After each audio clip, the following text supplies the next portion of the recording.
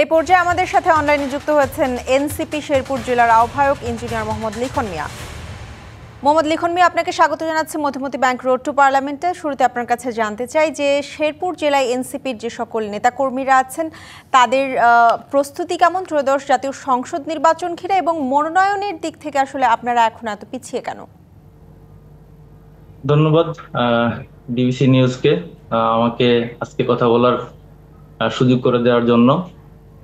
আসলে আমাদের শেরপুরে আমি যদি বলি, আমাদের এনসিপির অবস্থান শেরপুর সদর এক আসনে অনেক ভালো। আমরা মাঠে ঘাটে চষে বেড়াচ্ছি।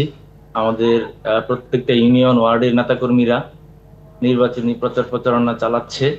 তো আমরা খুব আশাবাদী যে সদর এক আসন থেকে আমাদের আহ, আমরা এক আসন আমরা পেয়ে সংসদে যেতে পারবো, আমরা খুব আশাবাদী। এবং আমরা সবাই মিলে একসাথে কাজ করতেছি। নেতাকর্মীদের মধ্যে কোনো মতবিরোধ রয়েছে কিনা? নেতাকর্মীদের মধ্যে এখন আপাতত আমাদের সম্ভাব্য প্রার্থী ঘোষণা করেছে এনসিপি। সম্ভাব্য প্রার্থী হিসেবে আমাকে ঘোষণা করছে, ফাইনাল মনোনয়ন এখনো দেয়নি। তো ফাইনাল মনোনয়ন যখন দিবে তখন দেখা যাবে যে অনেকেই তো নমিনেশন ফর্ম তুলেছেন, আমি তুলেছি, আমাদের নেতাকর্মী কয়েকজন 4-5 জন আরো তুলেছে। তো তাদেরও ইচ্ছা যে তারা যদি নমিনেশন পায় তাহলে শাপলাকলি প্রতীকে নির্বাচন করবে।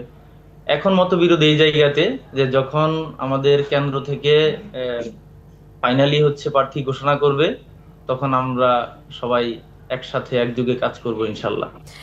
লিখন ভাই, আপনার কাছে জানতে চাই যে আসলে অন্য বড় রাজনৈতিক দলগুলো আছে যারা, তারা আসলে দীর্ঘদিন ধরে আসলে বাংলাদেশে যারা শাসন করে আছেন, তাদের যে সমর্থকরা বা তাদের যে ভোটাররা আছেন, তারা আসলে কেন এনসিপিকে বেছে নেবে? তারা কেন এনসিপিকে গিয়েই ভোটটা দিবে?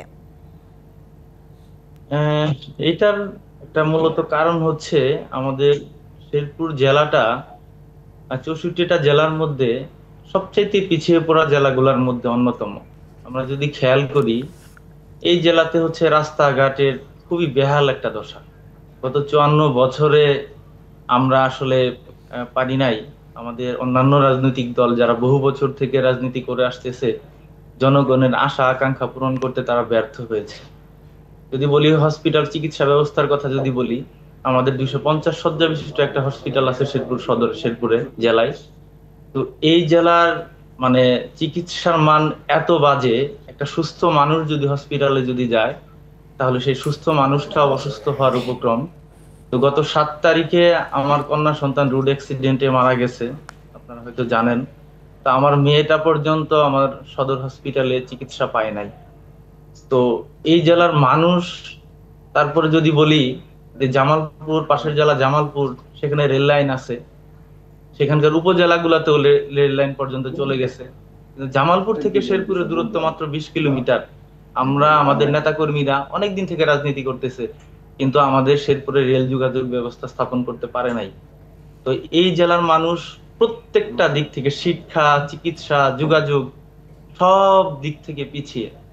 তো অন্য যারা এতদিন রাজনীতি করে আসছে, তারা এই জেলার মানুষগুলার এই পিছিয়ে পড়া জেলার জন্য কাজ করতে ব্যর্থ হয়েছে। এই জন্যই তারা নতুন করে এনসিপির পক্ষে স্বপ্ন দেখতেছে।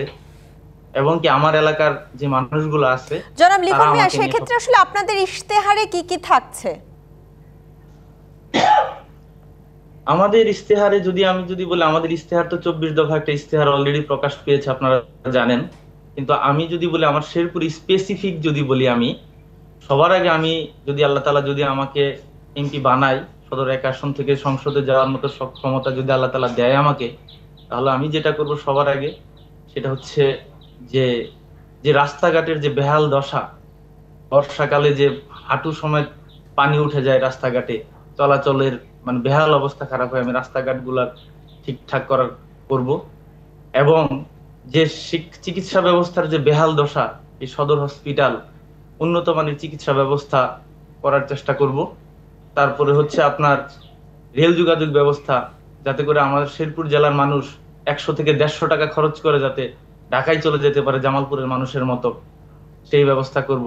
এবং কি শিক্ষার মান উন্নয়নে যা যা করা দরকার তাই তাই করবো। যেহেতু আমি একজন সফটওয়্যার ইঞ্জিনিয়ার, আমার পড়াশোনা কম্পিউটার সায়েন্স ইঞ্জিনিয়ারিং, তো আমি চেষ্টা করব হচ্ছে যে সেই শেরপুর জেলার প্রত্যেকটা ছেলে মেয়ের যাতে কর্মসংস্থান হয় বা টেকনোলজিতে স্কিলফুল হয়, যে কোনো একটা এরিয়াতে যারা তারা তারা যাতে স্কিল হয়, স্কিল ডেভেলপমেন্ট হয়, স্কিল ডেভেলপ করতে পারে, এবং কি তারা যাতে চাকরির পিছনে যাতে দৌড়াইতে না হয়।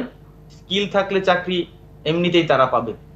তো আশা করি, আমার বিশ্বাস, আমি যদি হতে পারি শেরপুর সদর 1 আসনের এমপি, তাহলে আমার এই শেরপুর জেলার, পিছিয়ে পড়া জেলার শিক্ষার্থী থেকে শুরু করে এবং কি বেকার বেকার ছেলে মেয়ে যারা আছে তাদেরকে আমি বিভিন্ন এরিয়াতে ট্রেনিং ট্রেনিং করিয়ে, যেমন সিএসসি তে প্রোগ্রামিং, তারপরে ওয়েব ডেভেলপমেন্ট, এইগুলাতে ট্রেনিং করিয়ে, ইংলিশ স্পোকেনে ট্রেনিং করিয়ে তারা যাতে হচ্ছে একটা চাকরি পায়, তারা যাতে তাদের কর্মসংস্থান হয়, শুধুমাত্র সরকারি চাকরির উপরে ডিপেন্ডেন্ট না হয়ে তারা যাতে নিজেদের উপরে ডিপেন্ডেন্ট হয়, নিজেদের স্কিলের উপরে ডিপেন্ডেন্ট হয়, এই ব্যবস্থা করবো ইনশাল্লাহ। মোহাম্মদ লিখন মিয়া, আমরা আসলে জানি যে গণ অভ্যুত্থানের নেতৃত্ব যারা দিয়েছিলেন সেই তরুণদের মাধ্যমেই পরবর্তীতে গড়ে উঠেছে এনসিপি।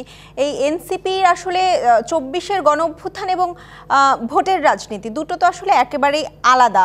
সেক্ষেত্রে যে তরুণরা, আপনারা ভাবছেন যে তরুণরা আসলে 24-এর গণ অভ্যুত্থানে যারা নেতৃত্ব দিয়েছে তাদেরকেই বেছে নেবে, আপনার কাছে কেন মনে হচ্ছে যে শেরপুর জেলায়ও আপনাকেই বেছে নেবে এনসিপি থেকে? শেরপুর জেলা থেকে আমাকে বেছে, আমার কাছে যেটা মনে হচ্ছে, আপনি দেখবেন যে গত 4 আগস্টে আমাদের শেরপুর জেলায় মানে প্রায় স্পটে ডেথ হয়েছে প্রায় 3 জন, স্পট ডেথ আমাদের শেরপুর জেলায়। অন্যান্য জেলার চাইতে সবচাইতে ক্রাইসিস সময় গেছে আমাদের এই শেরপুর জেলায়। তো এখন পর্যন্ত শহীদ আহত কথা যদি বলি, আমরা শেরপুরে এখন পর্যন্ত 100-র উপরে আহত, প্রায় 14 জনের মতো শহীদ পরিবার আমাদের শেরপুরে শহীদ হয়েছেন, 14 জন। তো এই যে তাদের শেরপুর জেলায় এই যে আত্মত্যাগ, অন্যান্য জেলার চাইতে হচ্ছে সবচাইতে বেশি 24-এর গণ অভ্যুত্থানে। তো আমার বিশ্বাস, আমরা যারা এত আত্মত্যাগ ত্যাগ স্বীকার করেছি, হাসিনার মতো একটা ফেসিস্টকে সরাইতে পারছি, তো এটা আমার একার দ্বারা সম্ভব হয় নাই, আমাদের শেরপুর জেলার ছাত্র জনতার স্বতঃস্ফূর্ত অংশগ্রহণের ফলে সম্ভব হয়েছে আসলে। তো আমার ওই দিক থেকে বিশ্বাস যে শেরপুর জেলার প্রত্যেকটা মানুষ এখনো পর্যন্ত এই জুলাই গণ অভ্যুত্থানকে মনে প্রাণে ধারণ করে। যেহেতু জুলাই গণ অভ্যুত্থানের উপর দাঁড়িয়ে থাকা আমরা একটা দল, আমরা শহীদের রক্তের উপর দাঁড়িয়ে থাকা একটা দল, তো আমরা কখনোই এই রক্তের সাথে বেইমানি করব না। আমরা আসলে রাজনীতিতে আসছি পরিবর্তনের উদ্দেশ্যে, রাষ্ট্র সংস্কার করতে আসছি। আমরা আমাদের ব্যক্তিগত আশা আকাঙ্ক্ষা পূরণ করতে আসলে রাজনীতিতে আসি নাই। জি মোহাম্মদ লিখন মিয়া, আপনাকে অসংখ্য ধন্যবাদ আজ আমাদের মধুমতি ব্যাংক রোড টু পার্লামেন্টে সময় দেওয়ার জন্য।